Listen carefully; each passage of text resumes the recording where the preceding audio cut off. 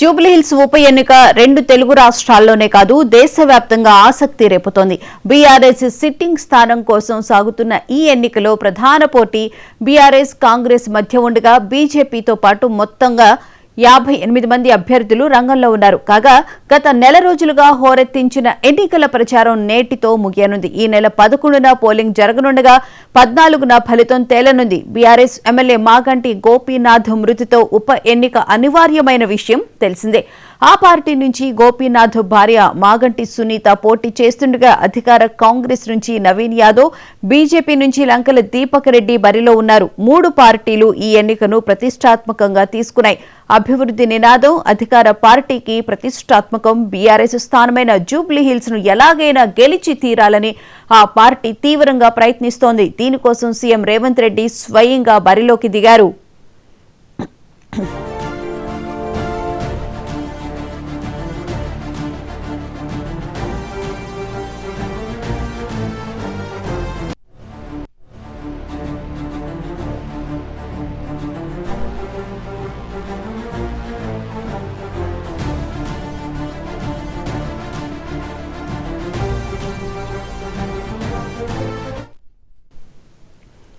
రాష్ట్ర మంత్రులంతా ఎన్నికల ప్రచారంలో ఉన్నప్పటికీ రేవంత్ రెడ్డి ప్రచారానికే ప్రాధాన్యత లభిస్తోంది. ఆయన స్వయంగా ఎన్నికల ప్రచార బాధ్యతలను చేపట్టారు.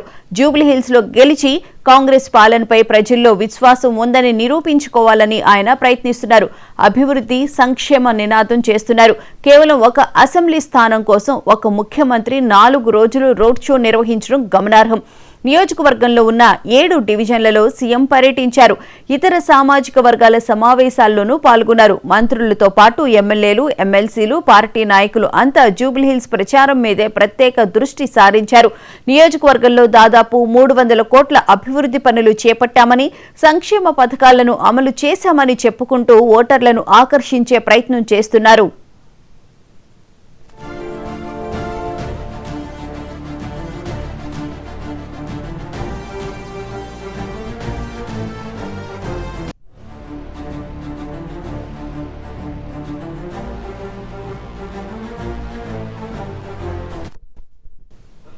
మూడు సార్లు మాగంటి గోపీనాథ్ గెలిచిన నియోజకవర్గంలో అభివృద్ధి జరగలేదని చెప్పే ప్రయత్నం చేశారు. కేసీఆర్, కేటీఆర్, హరీష్ రావులను టార్గెట్ చేస్తూ ప్రచారం నిర్వహించారు. అయితే అధికారం చేపట్టి 2 సంవత్సరాలైనా ఎన్నికల సమయంలో ఇచ్చిన హామీలు నెరవేర్చలేదన్న అపవాదు కాంగ్రెస్ పార్టీపై ఉంది. మహిళలకు 2500 రూపాయలు, ఆసరా పింఛన్ పెంపుదల, మహిళలకు స్కూటీలు, బతుకమ్మ చీరలు వంటి పథకాలు అమలు కాకపోవడంతో ఆ వర్గాలు వ్యతిరేకంగా ఉన్నాయి. ఉచిత బస్సు పేరుతో ఆటో డ్రైవర్లకు అన్యాయం చేశారన్న వ్యతిరేకత ఉంది. దీనికి తోడు హైడ్రా కాంగ్రెస్ పార్టీపై తీవ్ర ప్రభావాన్ని చూపే అవకాశం ఉంది. బీఆర్ఎస్ బాకీ కార్డులతో విస్తృత ప్రచారం. కాంగ్రెస్ పార్టీ అసెంబ్లీ ఎన్నికల ముందు ఇచ్చిన హామీల్లో ఒక్కటి నెరవేర్చలేదంటూ ఆ పార్టీ బాకీ కార్డుల పేరుతో బీఆర్ఎస్ విస్తృతంగా ప్రచారం చేసింది. దివంగత మాగంటి గోపీనాథ్ భార్య సునీత పోటీ చేస్తుండటంతో సెంటిమెంట్ను ప్రజల్లోకి తీసుకువెళ్లింది. పార్టీ వర్కింగ్ ప్రెసిడెంట్ కేటీఆర్ అన్ని తానే వ్యూహాలు రచించారు. అన్ని డివిజన్లలో విస్తృతంగా పర్యటించడంతో పాటు రోడ్ షో, కార్నర్ మీటింగులతో ప్రజల్లోకి వెళ్లారు. పార్టీ అధినేత కేసీఆర్ ప్రచారం చేస్తారని శ్రేణులు భావించినా ఆయన పార్టీ ముఖ్యులకు సూచనలు, సలహాలు ఇచ్చి దిశానిర్దేశం చేశారు. బీఆర్ఎస్ మాజీ మంత్రులు, మాజీ ఎమ్మెల్యేలను నియోజకవర్గంలో మోహరించి భారీ ఎత్తున ప్రచారం చేసింది. సీఎం రేవంత్ రెడ్డి లక్ష్యంగా కేటీఆర్ ఆరోపణలు చేశారు. మహిళలకు 2500 రూపాయలు ఇవ్వలేదని, పింఛన్ సొమ్ము పెంచలేదని, నిరుద్యోగ భృతి అమలు కాలేదని, కళ్యాణ లక్ష్మి, ఆడపిల్లలకు స్కూటీ లాంటి పథకాల్లో ఒక్కటి అమలు చేయలేదని విమర్శించడంతో పాటు ఈసారి తన ప్రచారంలో డిజిటల్ టెక్నాలజీని వినియోగించుకోవడం గమనార్హం. కేటీఆర్ సభలకు భారీగా జనాలు రావడంతో గెలుపు మీద ధీమా పెరిగింది.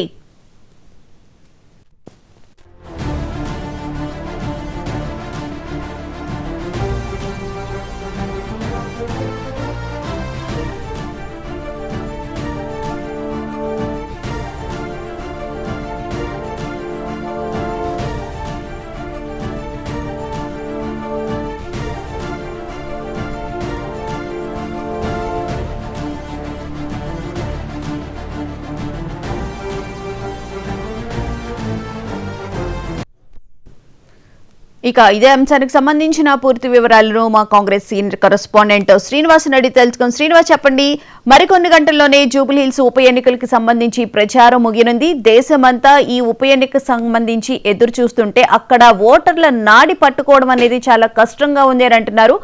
వివరాలేంటి? మరికొద్ది గంటల్లో జూబ్లీహిల్స్ ఉప ఎన్నికకు సంబంధించిన ప్రచారం గడువు ముగుస్తుంది. నెల 11న దీనికి సంబంధించి ఉప ఎన్నిక జరుగుతుంది. సో ఈ క్రమంలో కూడా ప్రధాన పార్టీలన్నీ సీరియస్ గా ఫోకస్ పెట్టాయి. అయితే దేశం తెలుగు రాష్ట్రాలతో పాటు దేశం మొత్తం ఈ జూబ్లీహిల్స్ పై కూడా చూస్తున్నారు. తెలుగు ప్రజలు ఎక్కడైతే ఉన్నారో అక్కడి నుండి ఆసక్తిగా జూబ్లీహిల్స్ నియోజకవర్గ ఉప ఎన్నికలను గమనిస్తున్నారని చెప్పచ్చు. ఎందుకంటే జూబ్లీహిల్స్ లో ఎవరు గెలవబోతున్నారు అనేది ఇప్పుడు ఉత్కంఠభరితమైన పరిస్థితులు ఉన్నాయి. ఎందుకంటే అన్ని పార్టీలు సీరియస్ గా ఫోకస్ పెట్టాయి. 15 ఏళ్లు జూబ్లీహిల్స్ నియోజకవర్గానికి మాగంటి గోపినాథ్ ఎమ్మెల్యేగా ఉండి కూడా ఇటు బీఆర్ఎస్ కాలంలో కూడా 10 ఏళ్ళు ఎమ్మెల్యేగా ఉన్నా కూడా ఎలాంటి అభివృద్ధి చేయలేదు. అదేవిధంగా ఎవరు ప్రజల్ని ప్రధానంగా బస్తీ ప్రజల్ని పట్టించుకోలేదంటూ ప్రధానంగా అస్త్రాలుగా కాంగ్రెస్ ఎంచుకొని బీఆర్ఎస్ టార్గెట్ చేస్తూ విమర్శిస్తుంది. ఇటు కేసీఆర్ ప్రభుత్వం, అదేవిధంగా కేటీఆర్ మున్సిపల్ శాఖ మంత్రిగా ఉండి కూడా జూబ్లీహిల్స్ నియోజకవర్గాన్ని ఏ విధంగా పట్టించుకోలేదు అనే ఒక అంశాన్ని కూడా తీసుకొచ్చి ప్రధానంగా విమర్శలు చేస్తుంటే కాంగ్రెస్ మాత్రం ఇచ్చిన అధికారంలోకి వచ్చి 2 ఏళ్ళు అవుతున్నా కూడా ఇప్పటి వరకు ఇచ్చిన హామీలు మహిళలకు చీరలు కావచ్చు, అదేవిధంగా ఇటు ఏదైతే ఉచిత బస్సు తప్ప ఎలాంటి పథకాలు అమలు కాలేదు అని ప్రధానంగా విమర్శిస్తుంది. సో ఈసారి మరి మాగంటి గోపినాథ్ అకాల మరణంతో కూడా వచ్చినటువంటి ఉప ఎన్నికల్లో ఆయన సతీమణి సునీతను గెలిపించి అభివృద్ధికి తోడ్పడండి, కాంగ్రెస్ కు తగిన బుద్ధి చెప్పండి. ఎందుకంటే కాంగ్రెస్ ఇప్పటికే ఇచ్చిన మోసాలు అంటే హామీలు ఇచ్చి మోసాలు చేసింది కాబట్టి తగిన బుద్ధి చెప్పి ప్రజలకు భవిష్యత్తులో బీఆర్ఎస్ మళ్ళీ బీఆర్ఎస్ ప్రజలు బీఆర్ఎస్ కండగా ఉంటారని కూడా సంకేతాలు ఇవ్వాలని రిక్వెస్ట్ చేస్తూ కేటీఆర్ పెద్ద రోడ్ షోలు కూడా నిర్వహిస్తున్నారు. కాంగ్రెస్ మీటింగ్లు కూడా కేటీఆర్ రోడ్ షోలో కూడా భారీ ఎత్తున కూడా జనాలు వచ్చారు. ఈ నేపథ్యంలో కూడా బీఆర్ఎస్ ఖచ్చితంగా జూబ్లీహిల్స్ లో గెలవబోతుందని ఒక సంకేతాన్ని, బలమైన సంకేతాన్ని కేటీఆర్ రోడ్ షోలు కావచ్చు, హరీష్ రావు ప్రచారాలతో కూడా తీసుకొచ్చిన నేపథ్యం ఉంది. కాంగ్రెస్ కూడా ఖచ్చితంగా గెలిచి తీరుతుందంటూ కూడా ఇప్పటికే కాంగ్రెస్ అన్ని రకాలుగా సీఎం రేవంత్ రెడ్డి తన భుజస్కంధాల మీద కూడా వేసుకొని రోడ్ షోలు కార్నర్ మీటింగ్లు నిర్వహించి పెద్ద ఎత్తున ఖచ్చితంగా అభివృద్ధి చేస్తాం, జూబ్లీహిల్స్ ఉప ఎన్నికల్లో కాంగ్రెస్ అభ్యర్థి నవీన్ యాదవ్ గెలిపిస్తే ఉప ఎన్నికల్లో అభివృద్ధి చేసి తీరుతామంటూ కూడా కాంగ్రెస్ హామీల వర్షం కురిపిస్తుంది. సో ఈ క్రమంలో కూడా జూబ్లీహిల్స్ ఉప ఎన్నికల్లో ఎవరు గెలవబోతున్నారు అనేది మాత్రం అంటే ప్రచారానికి మరికొద్ది గంటల్లో, అదేవిధంగా ఈ నెల 11న పోలింగ్ తర్వాత ఒక క్లారిటీ వచ్చే అవకాశం ఉన్న నేపథ్యంలో కూడా ఇప్పటికే జూబ్లీహిల్స్ ఉప ఎన్నికపై అన్ని పార్టీలు సీరియస్ గా ఫోకస్ పెట్టడంతో పాటు ఉత్కంఠంగా భరితంగా ఉంది. అదేవిధంగా ఓటర్లను తమ వైపు ప్రసన్నం చేసుకునేందుకు తీవ్ర ప్రయత్నాలు అయితే చేస్తున్నారని చెప్పొచ్చు. బోనా. Right, thank you Srinivas.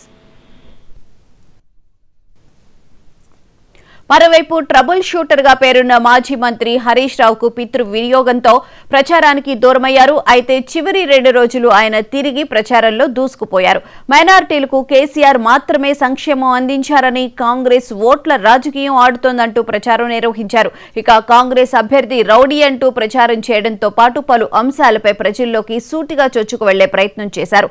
ఆలస్యమైన పాత అభ్యర్థికే బీజేపీ అసెంబ్లీ జూబ్లీహిల్స్ ఎన్నికల్లో ప్రచారం చేస్తున్నప్పటికీ ప్రచారంలో మాత్రం చాలా వెనుకబడింది. ముఖ్యంగా అభ్యర్థి ఎంపికలోనే ఆలస్యం చేసింది. ఇక్కడ క్యాడర్ అంతగా లేకపోవడంతో బయటి నుంచి నాయకులను మోహరించింది. కేంద్ర మంత్రి కిషన్ రెడ్డి అన్ని తానే ప్రచారం నిర్వహించారు. అన్ని డివిజన్లలో రోడ్ షోలు నిర్వహించారు. బీజేపీ రాష్ట్ర అధ్యక్షుడు రామచంద్రరావు, కేంద్ర మంత్రి బండి సంజయ్, ఎంపీ రఘునందన్ రావు తదితరులు కూడా ప్రచారంలో పాల్గొన్నారు. కనిపించని స్వతంత్రుల ప్రచారం, అలాగే ప్రధాన అభ్యర్థులు 3 కాకుండా మరో 55 మంది స్వతంత్రులు జూబ్లీహిల్స్ పోటీలో ఉన్నప్పటికీ ప్రచారం అంతంత మాత్రంగానే కనిపించింది.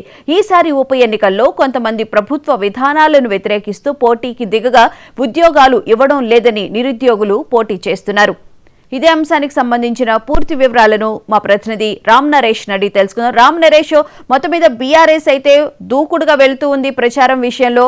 తాము గెలుస్తామని చెప్పి మొదటి నుంచి కూడా ధీమా వ్యక్తం చేస్తూ ఉంది. అలాగే సోషల్ మీడియాలో కొన్ని సర్వేస్ కూడా బీఆర్ఎస్ గెలిచే అవకాశం ఉందని చెప్పి కూడా మనం సర్వేస్ కూడా చూస్తూ ఉన్నాం కదా రామ్ నరేష్.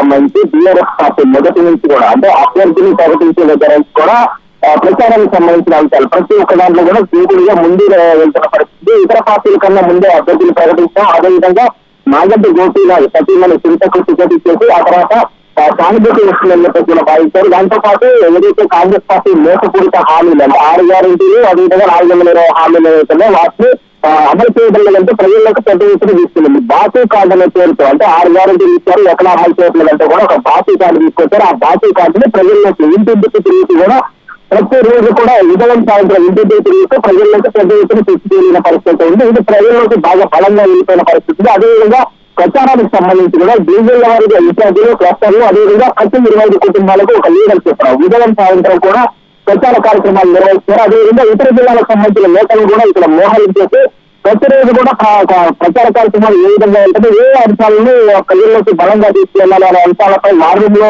నుంచి ప్రణాళికలు రూపొందించుకుంటూ అక్కడి నుంచి ముందుకు తీసుకెళ్తారు. అయితే మధ్యలో ట్రబుల్ గా పేరున్న హరీష్ రావు ఇంట్లో విషాదం నెలకొన్న నేపథ్యంలో ఆయన కొద్ది రోజుల పాటు దూరంగా ఉన్నారు. అయితే తిరిగి నిలదీసి కూడా ఆయన యాక్టివ్ గా ప్రచార కార్యక్రమాల్లో అయితే పాల్గొంటున్న పరిస్థితి ఉంది. హరీష్ రావుతో పార్టీ శ్రేణుల్లో కూడా కొత్త విశ్వాసం నెలకొందని చెప్పొచ్చు. కేటీఆర్ ఇప్పటి వరకు రోడ్ షోలు అదేవిధంగా ప్రచార కార్యక్రమాలు చేస్తున్నారు. దానికి తోడు హరీష్ రావు చూడడంతో కూడా ఇప్పుడు నేరుగా కాంగ్రెస్ పార్టీకి సంబంధించి అధికార పార్టీని కారణం చేస్తూ కూడా హరీష్ రావు బాణాలు వేస్తున్న పరిస్థితి. ఇది ప్రజలకు చర్చలు వేసిన పరిస్థితి ఉందని చెప్పొచ్చు. ప్రధానంగా చూస్తుంటే నిరుద్యోగుల సమస్య ఏదైతే ఉందో 2 లక్షల ఉద్యోగాలు ఇస్తామన్నారు, ఇవ్వలేదు. గతంలో చేసిన నోటిఫికేషన్ సంబంధించిన ఉద్యోగాలు ఇచ్చారు. అదేవిధంగా ఆటో కార్మికులకు 24,000 ఇస్తున్నారు, అది కూడా ఇవ్వలేదు.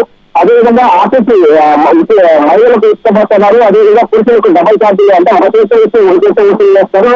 ఇక ప్రతి అంశాన్ని కూడా వాళ్ళు ప్రజల్లో తీసుకెళ్ళలేదు కదా. అంటే ఆఫీసు బస్సు ఛార్జీకి సంబంధించి బస్సులో లీడర్లంతా కూడా బస్సుల్లో కావాల్సి ఆఫీసు ప్రయాణికుల సమస్యలు తీసుకోవడం జరిగింది. అదే ఆటోలో ప్రయాణిస్తే ఆటో కార్మికుల సమస్యలు ఇట్లా ప్రతి దాన్ని హైలైట్ చేసుకుంటూ వెళ్తున్నారు. అదేవిధంగా హైడ్రాక్ సంబంధించి తీర్చివేతలను ప్రజలలోకి బలంగా తీసుకెళ్లడంలో బీఆర్ఎస్ సక్సెస్ అయిందని చెప్పుకోవచ్చు. ఇది ఏదైతే కార్యవర్తి బీఆర్ గారు అంటూ కూడా ప్రచారం సాగించారు. అదేవిధంగా పూర్తిలకు సంబంధించి డిస్ప్లే అంటే కేటీఆర్ రీడ్స్లలో ఎక్కడ ప్రచారం చేసినా కూడా వాటిని డిస్ప్లే చేస్తూ కూడా ఇట్లా పేదలు కూర్చోస్తున్నారు. మంత్రులకు సంబంధించిన పిల్లల మధ్యలో అదేవిధంగా బఫర్ జోన్లో ఉన్నప్పుడు కూడా ఎక్కడ తీసేయాలంటూ కూడా ప్రజలకు బలంగా తీసుకెళ్లారు. ఇవన్నీ కూడా ఒకవైపు ఉంటే మరోవైపు మైనార్టీలకు సంబంధించి కేసీఆర్ హయాంలో చేసిన సంక్షేమ పథకాలు కానీ అభివృద్ధి పథకాలు కానీ ఏదైనా అది పెద్ద ఎత్తున బలంగా తీసుకెళ్లారు. అదేవిధంగా కాంగ్రెస్ పార్టీ 2 పాలనలో ఎక్కడ కూడా మైనార్టీల సంక్షేమానికి అభివృద్ధి చేయలేదు, అదేవిధంగా ఒక మంత్రి పదవి కూడా ఇవ్వలేదన్నారు. ఈ నేపథ్యంలోనే కాంగ్రెస్ పార్టీ హడావిడిగా ఎన్నికల ముందు అజారుద్దీన్ మంత్రి పదవి ఇవ్వడం కూడా కొంత వివాదాస్పదమైన పరిస్థితి ఉంది. ఇవన్నీ కూడా బీఆర్ఎస్ పార్టీకి కలిసి వచ్చిన అంశాలుగా భావించేస్తే మరోవైపు బీజేపీ పార్టీకి సంబంధించి అభ్యర్థిని ప్రకటించడంలో ఆలోచన ఉంది. ఆ తర్వాత దానికి సంబంధించి ప్రచారంలో కూడా కొంత వెలుగుతున్న పరిస్థితి ఉంది. చివరిలో బంధుకంలో వచ్చిన తర్వాత కొంత యువతలు తీసుకువచ్చిన పరిస్థితి ఉంది. ప్రధానంగా జూబ్లీహిల్స్ ఎన్నికల్లో 58 మంది అభ్యర్థులు ఉన్నట్టు కానీ ప్రధానంగా కాంగ్రెస్ అదేవిధంగా బీఆర్ఎస్ పార్టీ మధ్య పోటీ నెలకొన్న పరిస్థితి నేను చెప్పుకొస్తున్నాను. రైట్.